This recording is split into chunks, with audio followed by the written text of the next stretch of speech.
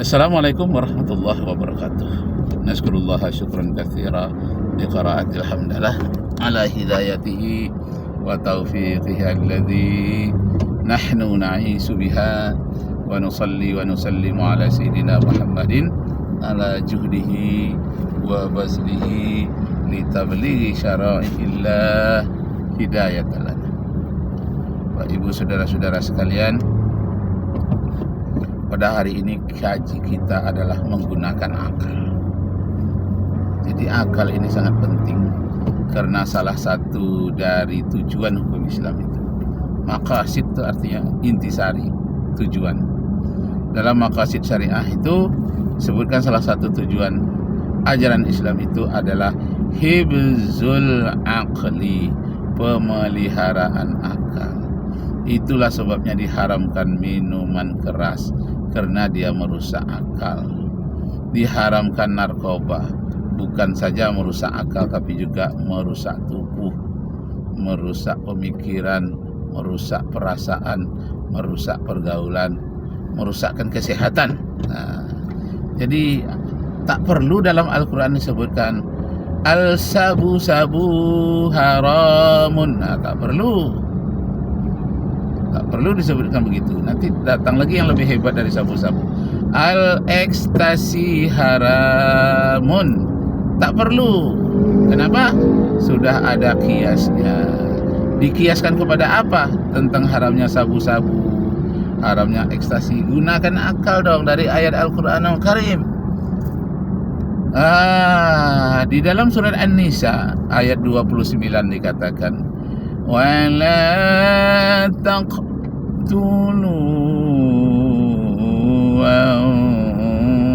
أَنفُسَكُمْ. Janganlah kamu sekali-kali membunuh dirimu sendiri, walaupun secara perlahan-lahan. Membunuh diri secara perlahan-lahan itu melalui rokok, nikotin, melalui morfin, melalui ekstasi, melalui sabu-sabu. Itu jelas. Wala taqtulu anfusakum. Jangan sekali-kali kamu membunuh dirimu sendiri. Kata Allah di situ adalah la nahi. Al aslu fin nahyi at-tahrim. Asal dasar dari larangan dalam Al-Quran hukumnya haram. Haramlah kamu membunuh dirimu sendiri. Ini merupakan kritik juga, kritik Al-Quran terhadap peristiwa HAM yang membolehkan bunuh diri sendiri asal permintaan sendiri, seperti di Swedia. Jadi di Swedia itu ada suatu tempat jurang yang paling dalam. Awalnya tempat wisata, pernah ada orang terjun situ bunuh diri mati. Akhirnya dilegalkan oleh pemerintah. Siapa yang mau bunuh diri boleh di tempat itu, ditetapkan jam-jamnya, misalnya dari jam 2 sampai jam 6 sore. Alasannya apa? Hak asasi manusia. Nah, itulah karena mereka menganggap tubuh manusia ini milik manusia. Tapi kalau orang itu beragama, dia tahu bahwa diri manusia ini, HAM manusia ini bukan milik manusia. HAM manusia itu adalah milik Allah. Masa hakul adam saja yang diperdulikan, hakullah tidak diperdulikan. Jadi hak Allah untuk melarang manusia bunuh diri, sedangkan HAM, hak asasi manusia, melanggarnya. Kenapa? Karena dirinya sendiri terserah kepada dia. Salah itu HAM yang seperti itu. Kenapa? Karena diri manusia bukan milik manusia. Diri manusia itu milik Allah. Jadi merusak kuku, tangan, merusak mata, diri kita sendiri ya dirusak, haram hukumnya. Kenapa? Karena kuku, kaki, kepala, telinga, lidah, itu semuanya adalah amanah Allah untuk digunakan dalam hal-hal yang baik. Itu adalah merupakan karunia Allah. Jadi diri kita, tubuh kita ini adalah diamanahkan oleh Allah. Siapa pemilik tubuh manusia? Allah Subhanahu wa taala Malikin Nas. Allah lah pemilik manusia. Rabbun Nas. Qul a'udzu birabbin nas. Allah yang menciptakan manusia, Allah yang menjadi pemilik manusia, Allah yang mengatur manusia. Qul a'udzu birabbin nas. Oleh sebab itu katakanlah, aku berlindung kepada Allah. Qul a'udzu birabbin nas. Aku berlindung kepada Allah yang Maha menciptakan manusia. A'udzu birabbin nas, Malikin Nas. Setelah Allah menciptakan manusia, Allah lah pemilik manusia. Jadi manusia ini, tubuh kita semuanya milik Allah, bukan milik kita. Kita hanya dipinjamkan sementara. Malikin Nas. Allah lah pemilik manusia. Ilahin Nas. Pemilik manusia itu adalah Allah, sesembahan manusia. Jadi hak Allah untuk disembah, hak Allah menciptakan, hak Allah menjadi pemilik manusia. Malikin Nas. Allah lah pemilik manusia. Ilahin Nas. Miliklah Allah persembahan manusia, sembahlah Allah saja. Min syarril waswasil khannas. Karena itu hendaklah manusia itu jauh dari kejahatan manusia. Min syarril waswasil khannas. Dari kejahatan yang dibisikkan oleh setan ke dalam hati manusia. Apa katanya? Bunuh aja dirimu, kamu putus asa. Itu bisikan setan. Tidak boleh.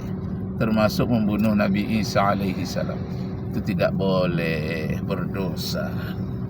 Nah, jadi Bapak Ibu saudara-saudara sekalian, tidak boleh, tidak ada satu ayat satupun baik dalam Bible, dalam Al-Quran membolehkan membunuh Nabi Isa.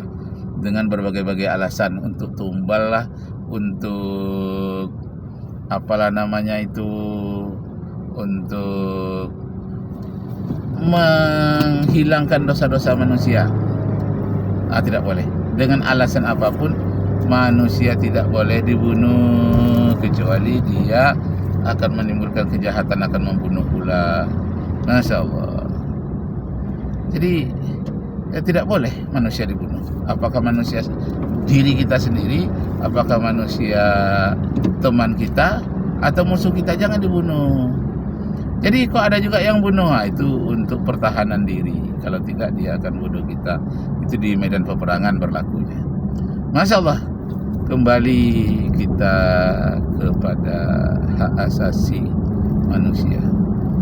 Qul a'udzu birabbin nas. Sampaikanlah ya Muhammad kepada seluruh manusia, aku mohon perlindungan kepada Allah yang telah menciptakan manusia. Siapa yang menciptakan manusia? Allah. Malikin Nas. Allah lah yang menjadi pemilik manusia. Jadi Allah yang menciptakan manusia, Allah yang memiliki manusia. Malikin Nas. Sudah Allah menciptakan manusia, Dia yang memiliki manusia, Dialah yang hanya berhak disembah, yang disebut dengan Ilahin Nas. Allah itu sembahan manusia, tidak ada yang lain. Karena Dia telah menciptakan manusia dan Dia jadi pemilik manusia, hanya Dialah yang berhak disembah oleh manusia. Ilahin Nas. Min syarril waswasil khannas.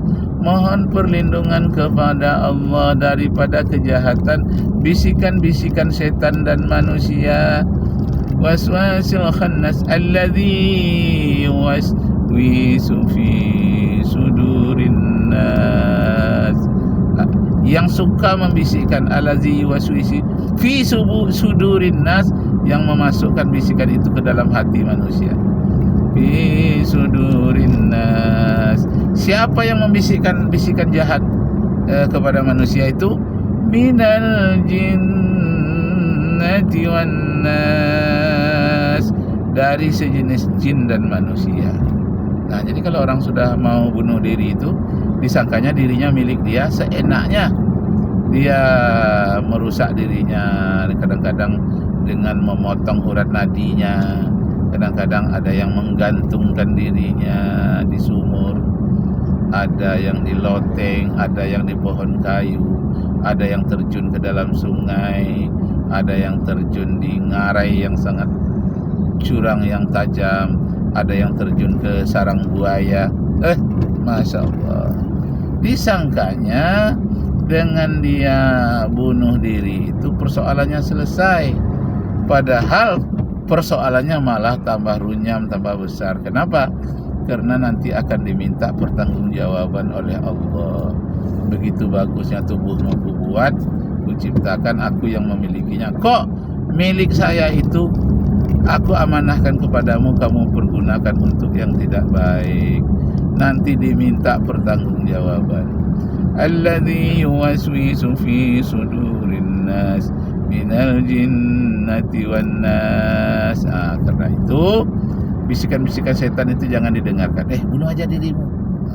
Kadang temannya pula yang menyuruh. Tak ada lagi yang bisa diharapkan. Sudahlah, putus asa. Padahal ayat Al-Quran yang lain menyatakan, la ta'iasu mir rauhillah.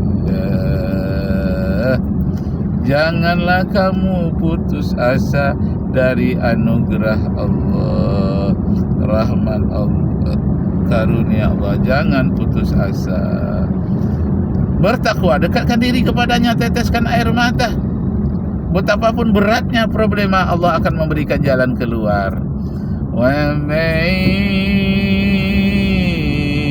yattaqillaha yaj'al lahu makhraja. Siapa yang benar-benar bertakwa kepada Allah, akan diberikan kepadanya jalan keluar. Wa yarzuquhu min haitsu la yahtasib, dan akan diberikan kepadanya jalan keluar dari problema apapun yang kamu hadapi, dan diberikan rezeki yang tidak diduga-duga. Wa yarzuquhu min haitsu la yahtasib, kamu akan diberikan rezeki yang tidak diduga-duga. Allahu Akbar, Allahu Akbar, la ilaha illallah, Allahu Akbar, Allahu Akbar, walillahil hamd. Allahu Akbar.